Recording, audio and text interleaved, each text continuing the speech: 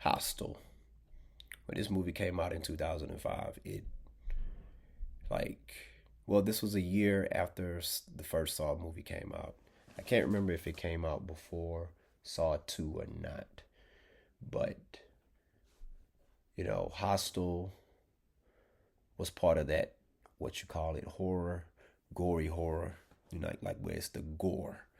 It's like there's no boogeyman, no Jason Voorhees, Michael Myers, Freddy Krueger, no Ghostface or anything. This is like torture type stuff. That's what it's called, torture. And it was a lot of that. And this movie here, man, it's like I when I watched the movie, the three friends, I see me and my friends in them. You know, and it's like young single guys. You just kicking it in another country. You know what I'm saying? You backpacking it, and you doing your thing. You partying, you vibing. And it's like that's one of the last things you think about.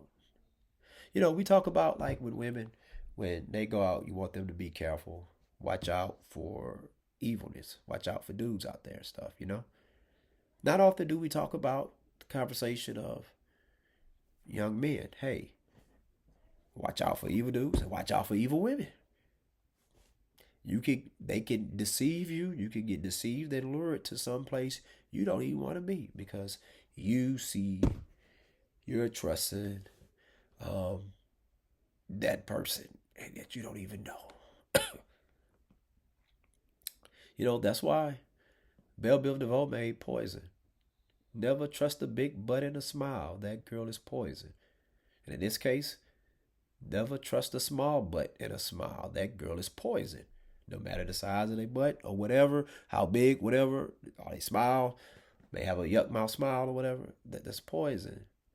Evil can come in many forms. That's why it's deception. And these young men, they got caught up. They got caught up big time and they paid dearly for it. And then you find out a lot of people are getting kidnapped and being tortured. And you got people paying money to do this, coming over this country, their country to do this. So when you think about the purge, right? You have people coming from other countries to the United States of America to, this is my right to purge. Well, on the flip side, all these people coming from all across part of this country, even the U.S., to this country here, spending enormous amounts of money to torture people. And there's certain type of people they want to torture, and they go get they certain type of tools and all that. And it's like, wow, man.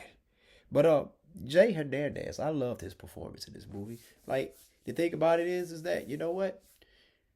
He didn't leave this movie being unscathed. He got bruises, cuts, limbs missing, and all that stuff. But he survived. He survived. And morally, his character he had good morals. There are moments where he could have just saved himself, but he went back to go save other people.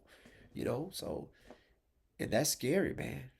That's scary. This movie here, it like I don't know how much was exaggerated or not on this movie. You know, because you hear stories about this. You know what I'm saying? So that's why, man. No matter what, you gotta be careful. You can't just trust somebody. We're in a society where people let their guards down when somebody looks very, very attractive. In the words of Zoolander, when somebody look ridiculously good looking, we see it in movies. Like I said about Michael B. Jordan, because people think Michael B. Jordan's one of the sexiest men alive. Maybe he is, maybe not. I don't judge dudes, but he was the villain. Stop all this. Well, he's an anti-hero. No, his ass was the villain in Black Panther. He was Killmonger. But had he not looked as attractive as a lot of people say he is, yeah, they would have said he's the villain. You ever watch the show Prison Break? Theodore T. Bag. Theodore Bagwell, aka T. Bag. Watch that show. That dude there is kind of like the Joker. I don't know how where he ranks as far as good looking. I don't know. But when people watch that show, they just say, yeah, even if he's doing something good, he looks evil. Or, somebody who looks evil, Well, who people think is always well, William Defoe.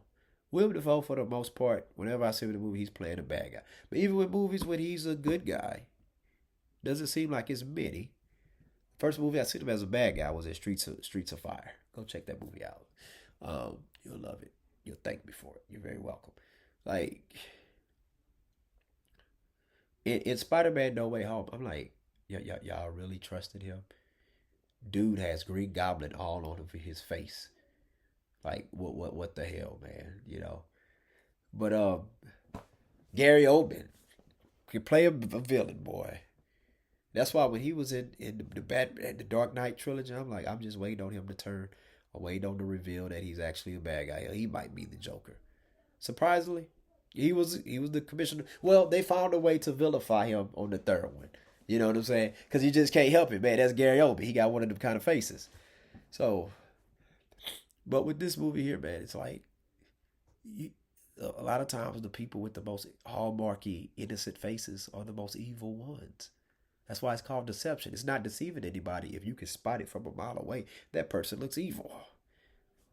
That's just you're prejudging.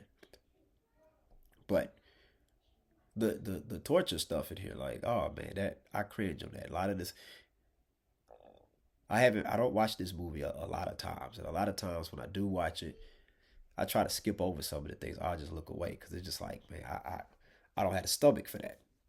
I don't. Just like the Terrifier, I don't. I'm only gonna watch that one time. That's it. I have no reason to rewatch that movie. Good horror movie, but it's the torture stuff, man. I don't want to see nobody be getting tortured. Like, then they showing it. Oh, man, that's the thing, man. They showing it. And there's a scene in this movie in Hostel where one of the people who's doing the torturing, when it got flipped on him or whatever and all that, or when he actually saw it for what it is, he couldn't take it. They told him, hey man, you came back out, player. You gotta go do your thing. But as far as in the horror genre, man, horror movies, man, 1 to 10, I give it an 8, man. It's you know they had two sequels. They had two good sequels. I thought the sequels was good. So Eli Roth, shout out to Eli Roth, man. That did a good job on this movie, man. But yeah, I really like Jay Hernandez character. I like Jay Hernandez. He tends to play the same type of character in every movie, but I like that. You know what I'm saying? It's cool though. But real good movie. Check that movie out, man. And just remember, hey, you like movies, you like sports. That means you like me. Hit that like and subscribe button. It's To The Game Podcast. Peace out.